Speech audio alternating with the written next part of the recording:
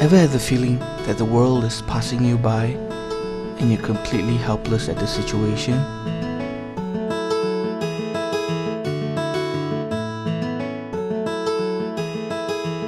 Ever been in a situation where you find yourself constantly running, only to end up right back where you started?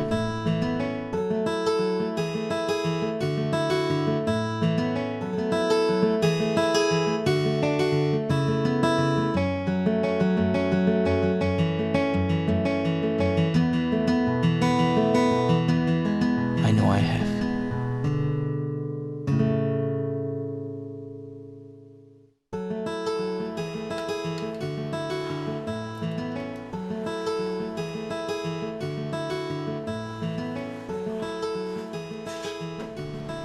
It was one of those nights. Sure, you may be in bed and lying down, but sleep? Forget it. My brain was just too active, and usually when that happens, I end up doing the next best thing. Well, watch TV, of course.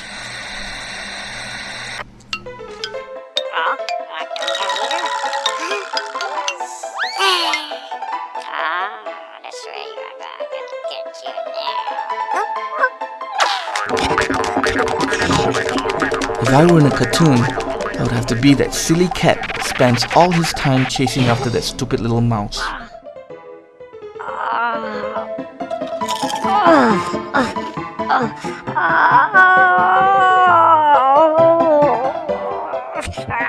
And each time he thinks he has come up with a new idea to trap the damn rodent, usually with a stick of dynamite.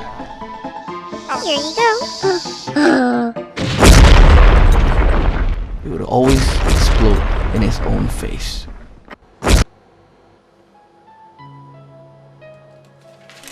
Didn't anyone ever tell the dumb cat he could never get the mouse? I mean, what was he thinking? You probably don't know what it's like to chase after something so wholeheartedly. Well, I do. You see, I had lost my job once. At first, I thought it was a minor setback and took comfort in the fact that, well, these things happen to the best of us. But 6 months, 30 job applications, and a dozen interviews later, I panicked. It got to a stage so bad that I developed a phobia of going for job interviews. Each time I sat before an interviewer, I felt like there was some conspiracy going on.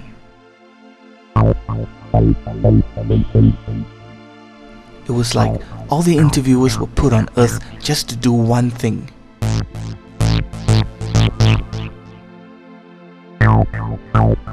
Block my chances of getting the job. They were like goalkeepers, if you know what I mean.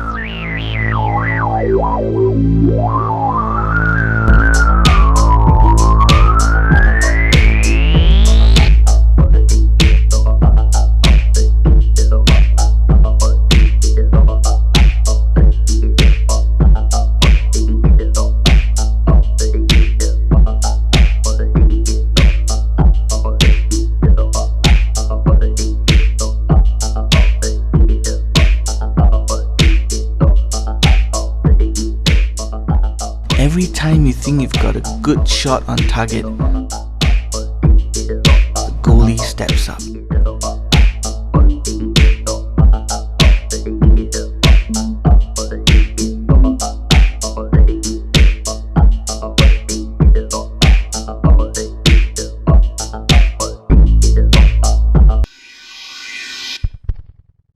And there goes another interview.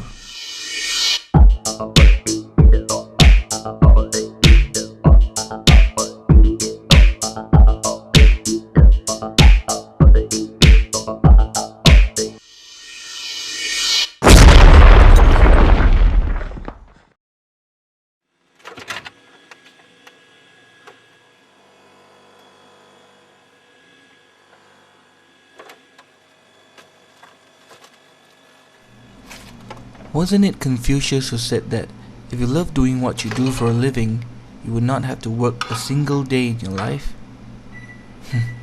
Confucius only said that because he was never a Singaporean.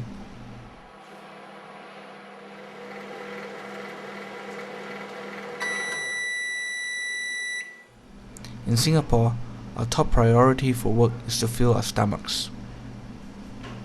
Eating has become our favorite pastime quite simply because every other activity out here is too expensive. Think about it. A large portion of what an average salaried worker here earns has already been well accounted for. Okay, let's say your income was divided up like a pizza.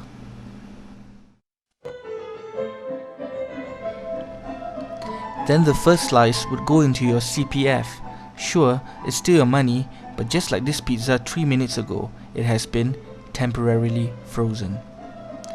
The second slice will be used to pay for your house mortgage loan, namely to HDB. The third slice, well, for the COE on your car, if you can afford one, divided of course over 10 years or 120 months. Either way, you lose big. The fourth slice goes towards paying your ERP, MRT and what have you. You know, the odds and ends. Last but not least, the fifth slice will be used to pay for your kids' future educational expenses. That would be MOE. So whatever is left over, well, which is not much, the typical Singaporean spends it on what else but food. And MSG maybe?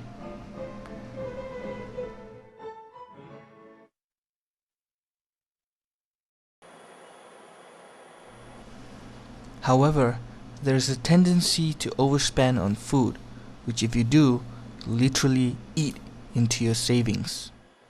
And that is if you had a job. What about those of us without jobs? Over here, all you can do is find another job really fast or watch helplessly as all your hard-earned savings flush down the tubes.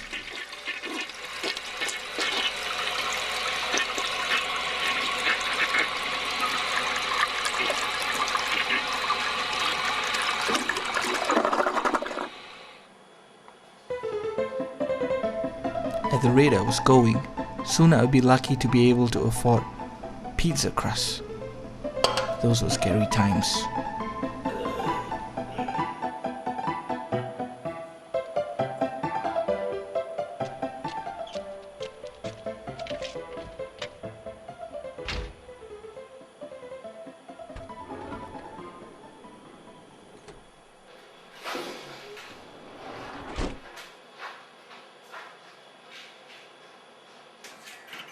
But then again, you know what they say, it ain't over till the fat lady sings.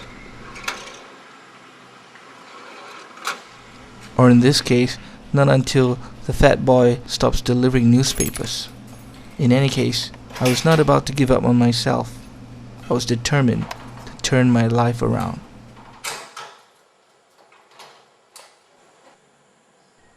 After all, I'm that stupid cat who doesn't know when to quit.